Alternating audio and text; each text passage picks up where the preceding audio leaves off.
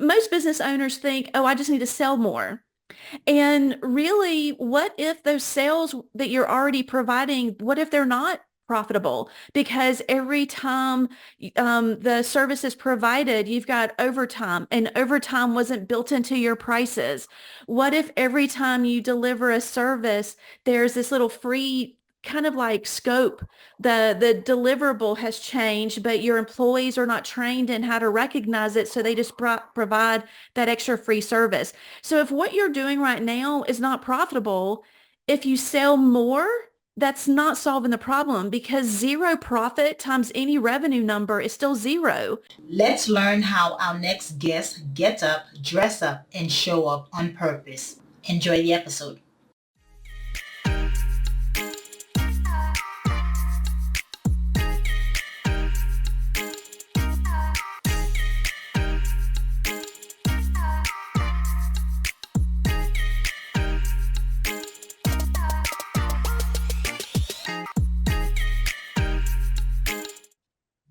Hello, morning enthusiasts. Welcome to the Best Morning Routine Ever podcast. I am your host, Dr. Lunid, and today I have the honor of introducing a very, very special guest to the show, Tina White. Tina is almost like a serial entrepreneur, but she changes it up, which is quite fascinating. She is a dynamic entrepreneur, seasoned accountant, and transformative business coach now. But before that, she has a remarkable journey from a CPA to running her own air conditioning business and even a hiring service at some point.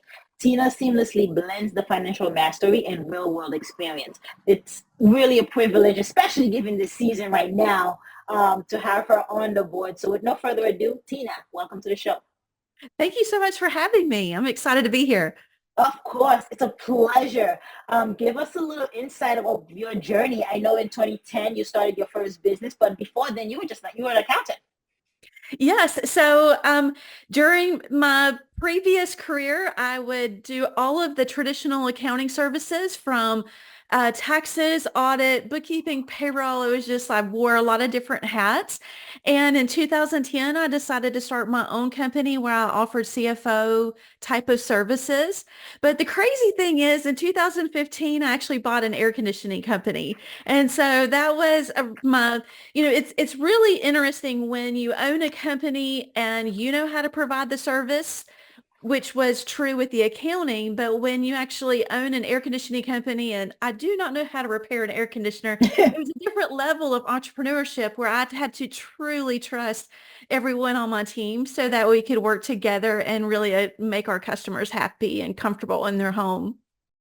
Yeah, and so you went from a service business to actual, well, it was still service, right? But so you weren't selling air conditioner, it was services, but now you're working with a lot of contractors, you're working with a lot of people who are on the field while you're managing and overseeing everything on the back end. Yes, yes. So I was primarily responsible for making sure we had a great culture, we had the right people on the team, and dealing with all the legal and the back office, that type of stuff. But I had a great team where they were able to go out and really take care of the customer and, fix the air conditioning systems. Yeah, that building that culture with internal culture is not an easy task. So tell us about how one can balance the need for growth and with the necessity of maintaining a quality team, like you've done in the past with several of your businesses. I was given one of the best pieces of advice when we first bought the air conditioning company, because it was so hard to find highly trained technicians. And I was given the advice that it's better to tell a customer, no, I cannot come out and take care of the service today. Because you're just overbooked, and because you don't want to hire the wrong people and then send them out and then give customers a bad experience. And Mhm. so it's better to slow that hiring process down, so that way on the front end, you're actually attracting the right people. Because when they have the great attitude, you can teach the skills. Right. But it doesn't matter how great the skill is. If they don't have a great attitude, they're not going to last very long on your team anyways. And so just go ahead and look for the great attitude, and then you can implement the training and the growth, so that way you can nurture those skills that are needed.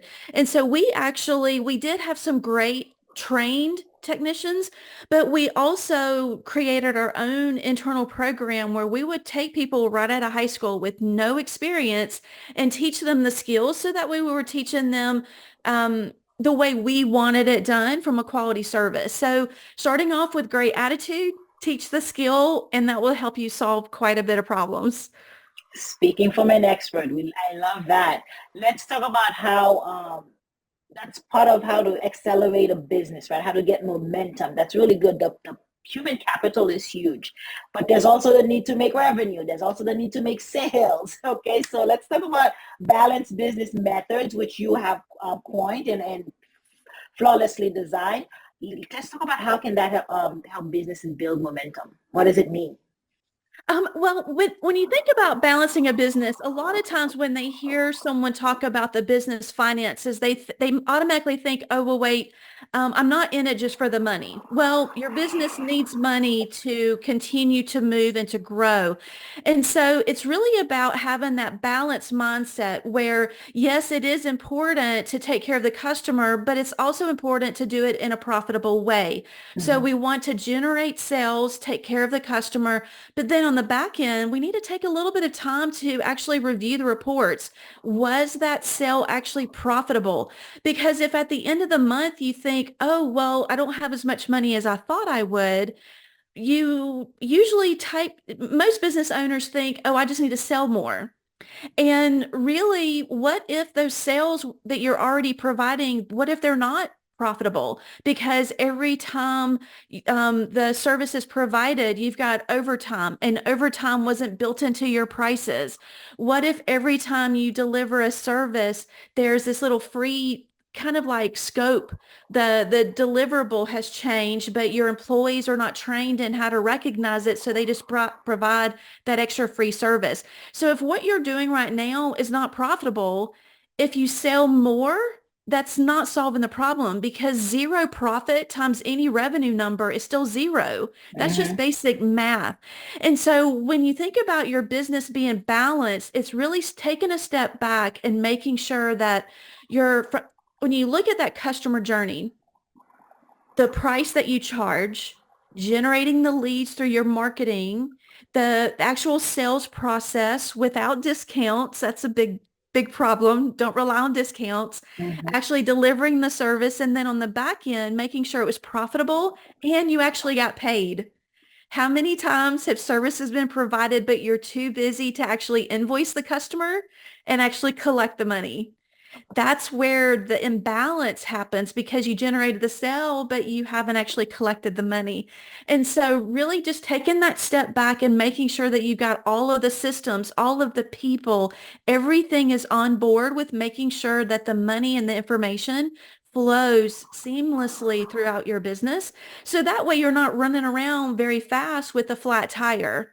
I want you to think about your business as being a well-rounded wheel, where as a small business, it might be a small wheel, which is fine, but Mm-hmm. there's no flat spot. You want to make sure that it's really, it has that momentum. So that way, as you add in more customers, the wheel will get bigger, your business will grow, but it's in a financially healthy way. And it just kind of considers everything from the price you charge all the way to actually getting paid. Yeah, so that it's not overwhelming when you are scaling, when you are growing, because that's the ultimate goal, Mhm. is to go from small business to grow, to hire more people, to provide more of the service, or in a lot of cases, inventory, increase inventory and sells more and sell more. So that oil rigged machine that you're talking about is that it's an effort to run it a lot smoother as you grow, as more customers coming through your pipeline, through your traffic. You talk about the traffic flow, marketing. How monumental is that? How instrumental is that in scaling, in growing? Because you're spending money to actually gain more sales and to actually bring more traffic. Marketing is a very big part of running a business.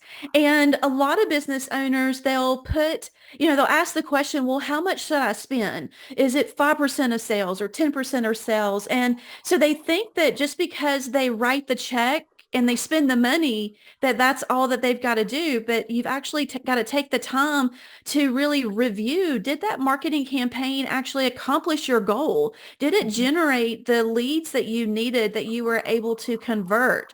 And Mhm. so, it's really about having that balanced business where you are investing money in the right place Yeah. and you feel like you're really taking care of those marketing leads.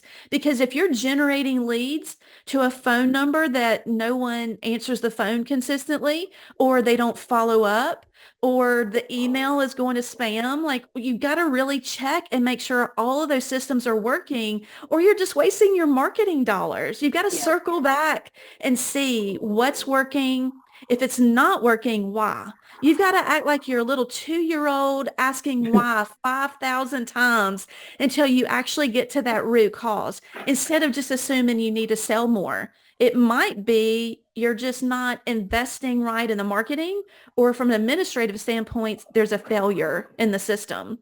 Yeah. So Tina, you're saying we can't just set it and leave it. We cannot. I wish you could. That's one of the things that I really wish you could. But unfortunately, when you're running a business, there's just a lot of aspects that are just not copy and paste. Because yes, you probably will figure out a marketing campaign that works, but and the way the world is changing so much, it might not work 6 months or 12 months from now. You've got to constantly be experimenting with new ways to attract people to the business. And it also might sound a little bit weird, but when you are starting to tell people that you're overloaded, or no, or direct them in a different path because your systems are starting to get a little bit overloaded, that's actually a good thing. It's actually healthy that your business is generating more leads than it can handle, because that's usually a signal. Oh, okay, well, should we offer another service? Do we need to hire another employee? Like, what is that next thing that we can do to start capturing some of the leads? And so don't get too worried if you're Yeah. generating too many leads, because that's actually a beautiful sign that your systems are actually working for your business. Yeah, and I want to talk about seasonal business because yours is a seasonal business, right? CPA, accounting, and all that stuff. And if there's some companies that have seasonal income fluctuations, and I can imagine, just as from what we just spoke about, maybe generating leads during the off season. That way, you kind of have a clientele list ready for when you are in season, and you can actually reap the benefits of those marketing aspects. But don't take my word for it. I want to hear from you. How can some people have the mindset to shift so that they can get a year-round profitability? One of the best things about when you think about your marketing budget is having a certain percentage of that budget for your existing customers. So when you go into that slow season, that is the perfect time to reach out to your existing customers that already know, like, and trust your business. So that way, maybe your system should be able to show you what service did they buy, what did they not buy. Did you present a proposal to them and they haven't said no, but they haven't said yes either? They're kind of in that in between. So you Mm-hmm. can use some of those marketing dollars to actually rekindle that conversation and reach back out to your existing customers to see what do they need? What service can you add? So that way you can, like, really help. One of the best things about your peak season is you have a really high revenue stream. Yeah. But when you think about your really low season, instead of really banging your head and trying to force it to be the same as your peak, you just need to accept the fact that there are some cycles. And so your business is winning if during that slow season you don't dig a hole. Right. That's one of the best things. If you can have $1,000 profit on your slow month, where you're on your slowest month where you're not digging a hole, then that's going to be a win, because then you're not taking your first two busy season months to dig yourself out. So you're starting out ahead. And so really just starting that mindset with, okay, the first win is how do I not dig a big hole? And then once you figure those out, then you can start looking for having profitability in those slower months. But How do starting, we? How do I'm you sorry, go get? ahead. How do you not dig yourself in that hole? What are some ways? to stay ahead? Definitely reach out to those existing customers, having multiple marketing campaigns going. Mhm. Also, look for ways to have natural fits within your business. For example, with the air conditioning company that I owned, we serviced residential customers that had a home, the homeowners, but then we also had about 30% of our revenue came in from commercial buildings. Well, Mhm. if you go into a furniture store, it doesn't matter what it's like outside. They need their customers to be comfortable. Yeah, So look for ways to naturally build that into the seasonality of your customer base. So yeah, that way you do have a component that naturally needs your services regardless of the time of year. And you also might want to look for services that have a kind of a mirror type of fit where maybe busy season for one service is in the summer, but then another one is in the winter. So that way you've got the same type of back overhead structure that yeah, can support both of those services. And yeah. just really just kind of brainstorm and just really just think outside the box for how can you make it to where you're at least break even in those extremely slow months. Yeah, diversify if possible is what I'm hearing you say. Maintaining those relationships you currently have with the customers, ensuring that what other services can you offer them? And word of mouth too, right? So asking, yeah, to send out referrals, anyone else that could use these services would, yeah, I think that was that one's key and free. Yes, yes, yes. And, just looking for ways to promote your brand, whether, and we used to, even though we were an air conditioning company, we would promote at the local UPS store where they would host little lunch and learns and we would talk about how to change your air filter. Look for your Chamber of Commerce. How can you get out in the community and really help support? Also, keep in mind that during your slow time, that is actually the best time to upgrade your accounting or upgrade your software. Like if you're thinking about going completely digital, that's the perfect time. It's the perfect time to train your employees. Yeah. So taking the time to let the business breathe and really equip the team to be ready for the next busy season is also a great mindset as well. Well said. Well said. So let's talk about how you get up, dress up, and show up, Tina. How has your morning routine helped you to build multiple businesses and continue to show up every day? It's really interesting. I've been giving it a lot of thought knowing we were going to record this today. And it's interesting how the routine has been different in different seasons. Mhm. And so I'm still figuring out what it looks like with this current season, but I love spending time reading every single morning. It's amazing how just allowing the brain to just think about other people's ideas and how can I use it in my day. And then, so definitely reading, getting up and feeling like I've got a home office. And so it's easy to get distracted with all of the other things that are in the home. And so just making it to where, okay, these are my office hours. I want to really do what I can to be Yeah. focused. If I write it on my to-do list, I really want it to be marked off by the end of the day. And then at the end of the day, the routine is to kind of decompress. Okay, well, what was I able to accomplish? Was it realistic? And then set the plan for the next day and go ahead and set the reminders. And so that way, when I'm done, I can just go focus in on dinner or whatever I've got planned for the evening. And so just really trying to kind of come up with what is that set schedule. It has been really important in this season of business. Yeah, that is well said. It sounds like the morning routine also starts the night before with you checking in the small wins, the big wins, checking off the things. It's so satisfying checking things off the to-do list. I write it down just to check it off. Me too. Like drink a glass of water, check. Yes. Hydrating first thing in the morning, or do CrossFit, go work out. I write it. I know it's in my calendar, it's happening, but I write it anyway because I want to see a green check next to it. I use emoji checks too. So it's for you. It sounds like that is quite satisfying as well, and it does help your brain know to take action, to take Mhm. inspired action because it loves to win. Your brain loves to win, and so it starts the night before. It sounds like planning for the next day, because you don't have to scramble in the morning trying to figure it out because you already thought about it. You already planned it the night before. So it's pretty cool.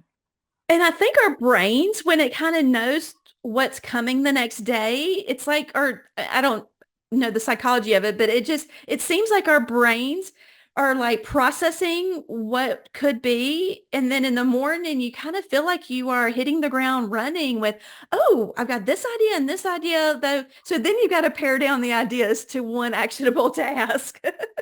You hit it right on the nail. So Thomas Edison said, never go to sleep without giving the mind something to mull over for Oh, you. Okay, so your to-do list, you just kind of summarizing the day and planning for the morning. Your brain is over there solving the problems on your to-do list. And so you wake up refreshed and you're like, people are usually like in the shower, they feel like they get a great idea. It's usually you've been sleeping over it, mulling it over it, and the brain's kind of been giving you head and ideas. And then boom, there's an idea for you. So yeah, it absolutely does work. That's the science behind it. The subconscious mind is always working for you, and so it's back there, so bringing you solutions to your problems. It's pretty amazing. It's pretty amazing. I like the notion of reading every day. That helps a lot. A lot of entrepreneurs do that. Reading kind of quiet the mind down. It's a form of meditation within itself, it which is. is I tried journaling for years, but I have a hard time with the habit of that every single day. And so reading is definitely the one thing that really just helps me kind of center, get focused. And I like real-time learning. So whatever I'm wanting to accomplish, that's usually what I'm studying. And so back when I was growing the air conditioning company, I focused on leadership and culture, whereas now it's like, okay, marketing and YouTube videos, right. it's like different seasons have different personal development goals. Yeah, and that's key. And it stays. It you learn it better. It's Yes. applicable. It's applicable right there, and then you see the results. So that does resonate quite a bit. Tell us about where we can find you, connect with you, your handles. So one of the best places is on my website, panoramicacademy.com/grow. And that's a great page where it's like a get started type of page where I've got free resources and blogs and my courses. Everything is listed there. And then I'm also on LinkedIn and Facebook. I am Tina P. White on both of those. Fantastic. Now we love quotes. I know you're a big reader, so you may have one handy. What's one of your favorite that you would like to leave us with?